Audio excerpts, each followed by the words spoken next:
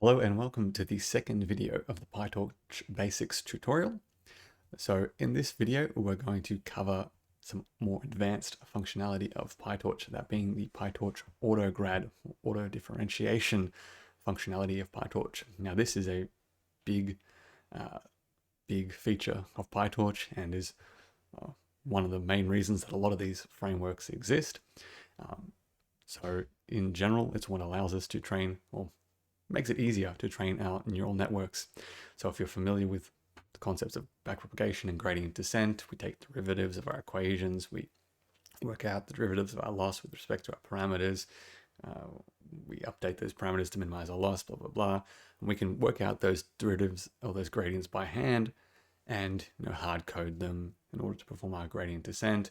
But as we scale up our models, use our multi-layered perceptrons and all sorts of strange layer types, that can get very complicated. And by doing those calculations by hand, it might take a long time, or might be incredibly difficult, or doesn't really allow us to sort of prototype models very quickly. Take a lot of time if you want to design a new network. And so the big thing that a lot of the frameworks like Pytorch brought over some of the old ones was this auto differentiation, this ability to not worry about what the actual derivatives are for our weights, for our parameters of our model with respect to the loss. Pytorch does that all for us. We just need to define our model and go from there. If you're unfamiliar with concepts of backpropagation and gradient descent, I've got a whole bunch of links here. So this is 3 links here. This is really sort of hours of content. StatQuest has a whole series on deep learning. 3 blue, 1 brown does as well. I've got a blog post there as well. It's written out for you. The concepts of backpropagation, this chain rule of derivatives, which is what we use so much in deep learning. So you might you might be able to do that by hand, these chain rule derivatives, to work out what the actual partial derivatives are, but Pytorch does it all for us and is very powerful. So to see an example of the basics of what I'm talking about, we can have a little example here. So we're going to define 3 tensors, one-dimensional, very basic tensors. What we're doing here with requires grad is equals true is telling Pytorch that we do want it to keep track of the gradients for this value, the derivative of where we're backpropagating from with respect to this value. By default, Pytorch doesn't do that for what it refers to as leaf tensors of this computational graph. I'll go into that in a bit more detail because those leaf nodes typically are our inputs, and we don't really want the actual partial derivatives usually for the inputs. We want them for the parameters of our model, which are not the leaf nodes. Don't have to worry about that too much, but if you are trying to do something like this, you do need to tell Pytorch to keep track of those gradients. So we've just basically just got W, X, and B sort of as a weight. W, X is our input, and B is a bias. Very basic linear model. And we want to say, find the derivative or the partial derivative of Y with respect to X, W, and B.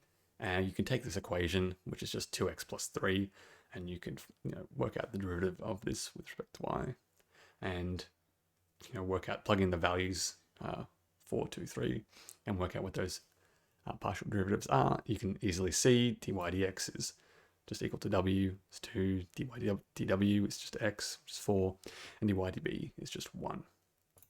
So that's what we should expect Pytorch to give us. So how we actually do that is we use the function backwards, or dot backwards. It's a tense operation, in place operation there. What Pytorch is doing here is it's using the chain rule derivatives from this point, from the starting point, and going backwards.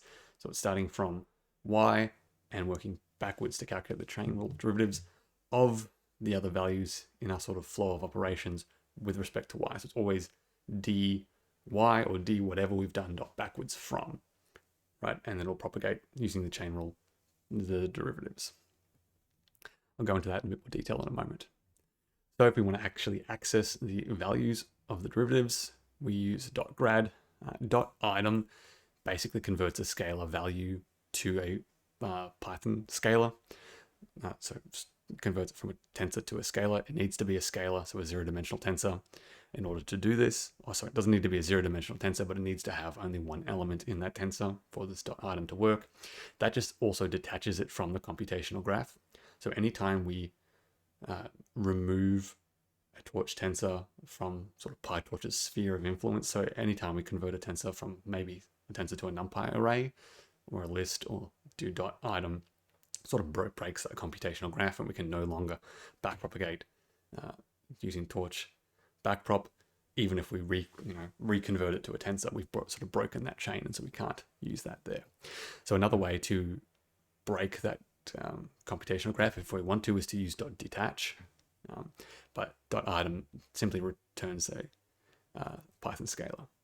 So if we do that for all of our values, you can see we get our 2, 4, and 1 as expected, the partial derivatives of y with x, w, and b. Okay, that's some very, very basics there, how we can actually do that backpropagation and how we can access the gradients.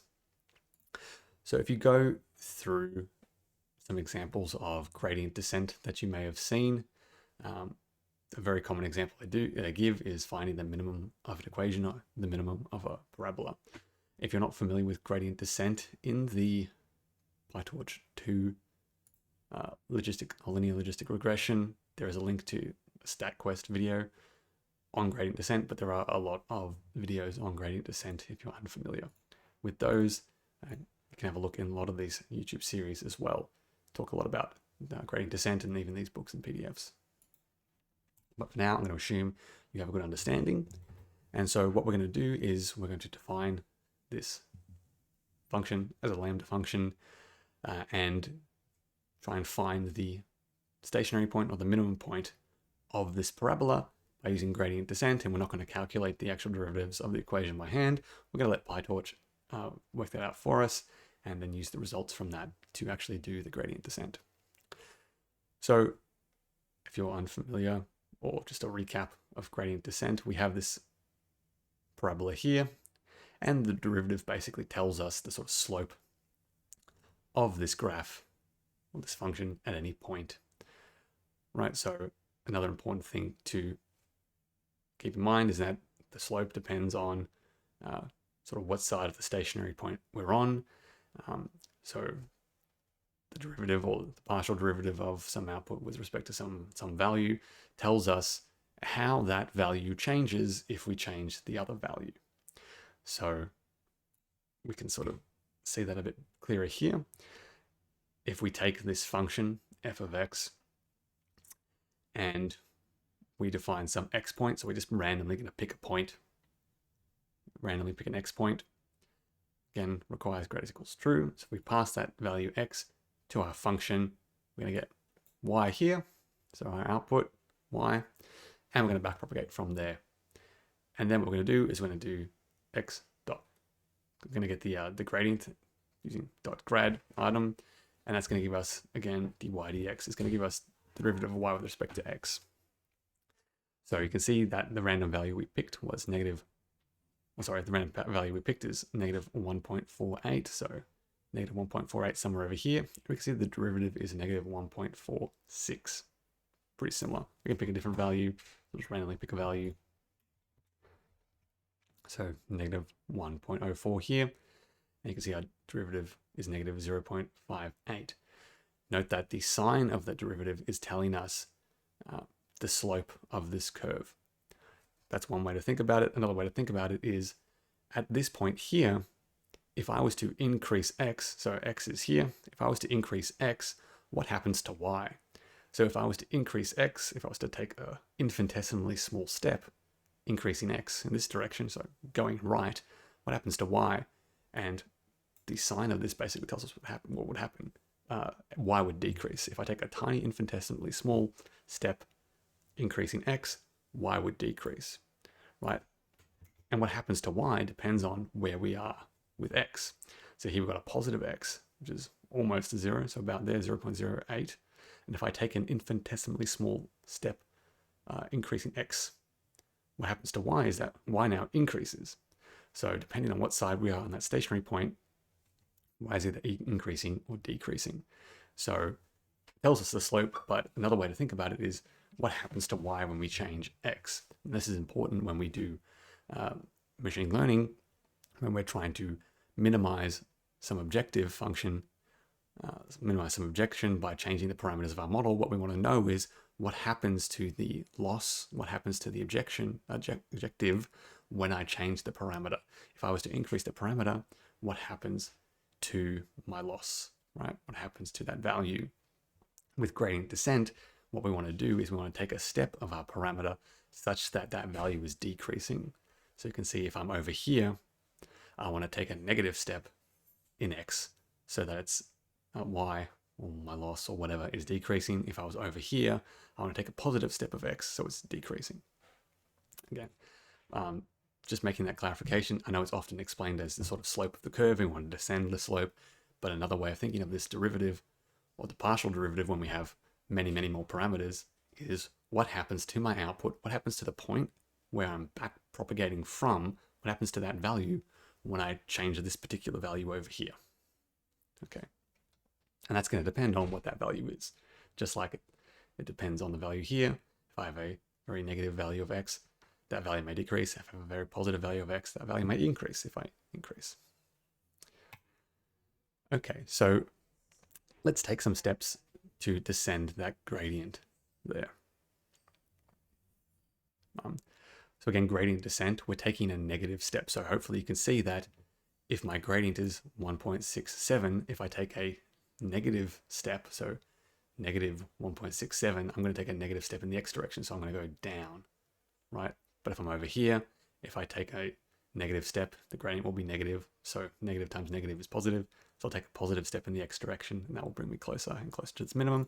And so if you should be familiar, or if you've gone through those videos, what we're doing here, we're trying to take steps to converge at this minimum. So how we do that, or one way we can do that in Pytorch, is pick a random point for our x value, just like we did before here. We calculate the derivative, we do that step, and we do that over and over and over again. It's an iterative process. Gradient descent is an iterative process. So we're going to just keep track of the x and y values we get by taking those steps. And we're going to define the learning rate. That just defines the step size. Hopefully you're familiar with that. We're going to initialize the gradient to a large value just because in my while loop, I'm going to keep going until that gradient value is sufficiently small. So until that gradient value is very close to 0, I just want to keep going and going and going. And I'm going to keep track of how many steps it takes to do that.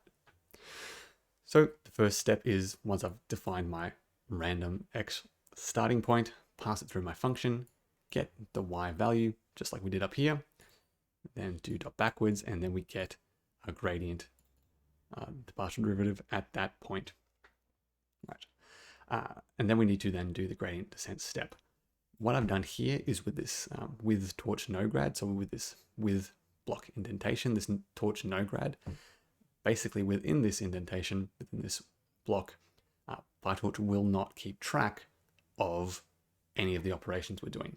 And that's important because when we do this gradient descent step, I don't want Pytorch to keep track of that. That's not what I want Pytorch's AutoGrad for. I only want Pytorch's AutoGrad to keep track of my forward pass or of my use of this function, right? The actual gradient descent step is not what we're keeping track of. I don't want to know the partial derivative of what I'm doing with the gradient descent. I only want to know the derivative of this function at this point. So if we don't use this Torch AutoGrad, it'll start changing the values of x and y in weird ways and sort of break what we're trying to do.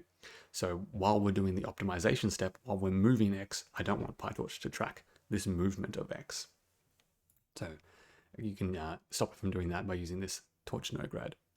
So we do our gradient descent. We take whatever value we've got of x, whatever our x value was, and we take a small step, small negative step in the direction of that gradient. Again, if it was negative, we'd be moving x positive. If the gradient was positive, we'd be moving x negative.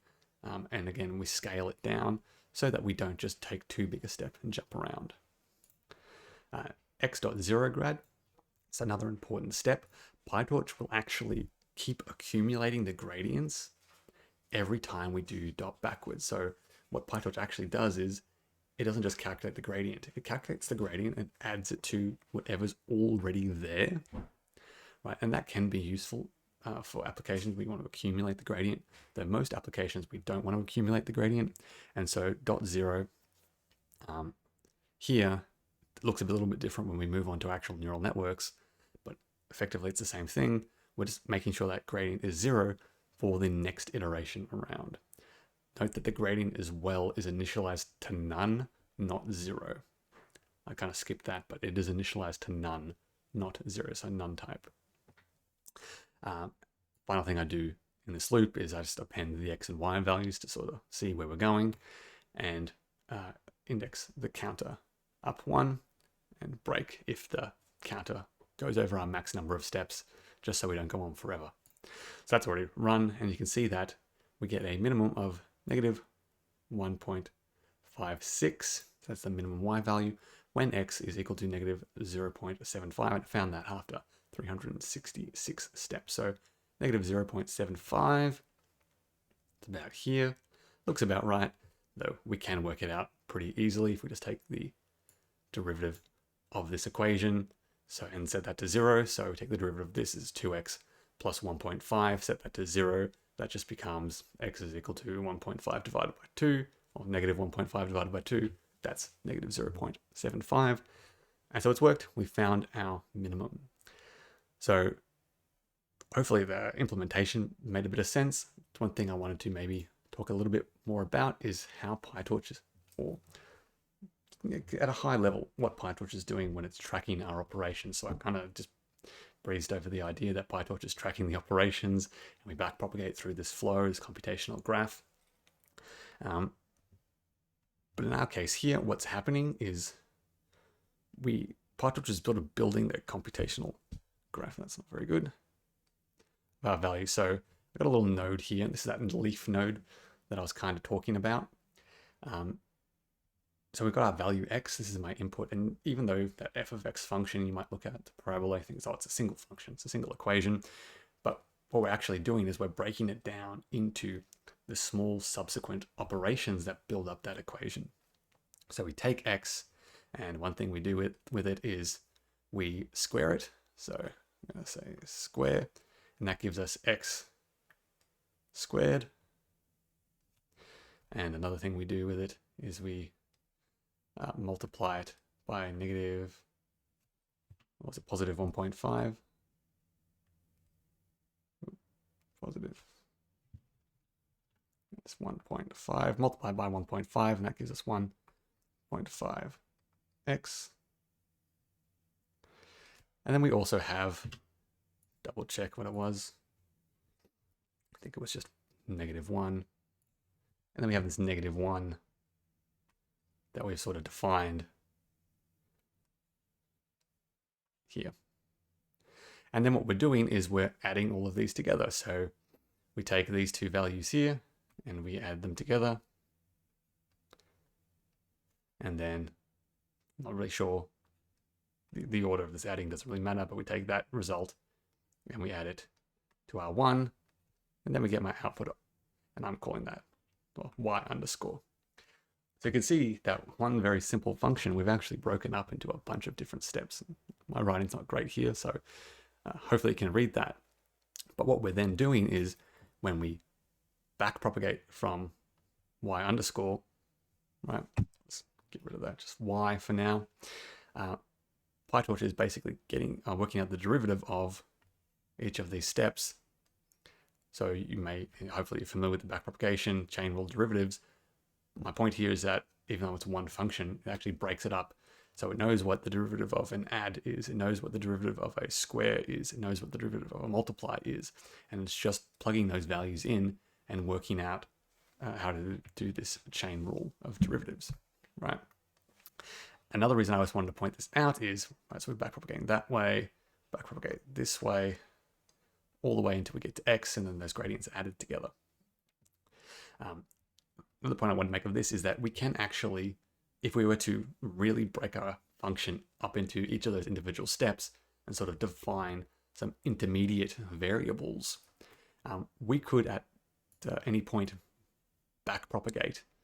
All right, just wanted to make the point that we don't need to back propagate from like the output. Often when it's sort of talked about this AutoGrad functionality of Pytorch, we kind of say, oh, we back propagate from the loss or we back propagate from an output. Technically, we can back propagate from anywhere in our model, right? That's the only distinction I wanted to make, right? I won't draw it out again, but I just wanted to make, oh, maybe I will. The distinction that I say if I want x and I want to square it and we get some x squared value, I could back propagate even if I use this later on. If I was to define this, maybe I say that x underscore 2 is equal to x squared. I could back propagate from x squared even if I use it later on, you know, adding it to other things. I don't necessarily need to back propagate from the output there. As long as I've got some intermediate variable, I can back propagate from that. So it's a bit more, a lot more comprehensive than I think a lot of people sort of talk about it and introduce it as. That's just what I wanted to talk about there.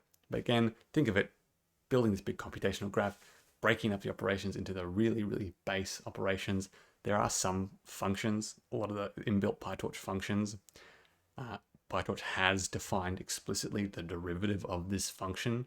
It doesn't break it up into the constituent parts, but if you're building it from those base parts, that's what it's doing. It's breaking it up into the constituent Pytorch functions, right? The add subtracts, but if you're using matmul, it'll do that. If you've defined like a sigmoid function, it's already defined the derivative of that function, right? It's not computing it every time. Okay, so this is where I'm going to leave this video. The next one, we're going to get into some of the more advanced features again, defining models in Pytorch and the actual optimizers so that we can again simplify what we're doing here even further. That just makes it so much easier when we start making really complicated models and actually training them on data. So I'll see you in that one.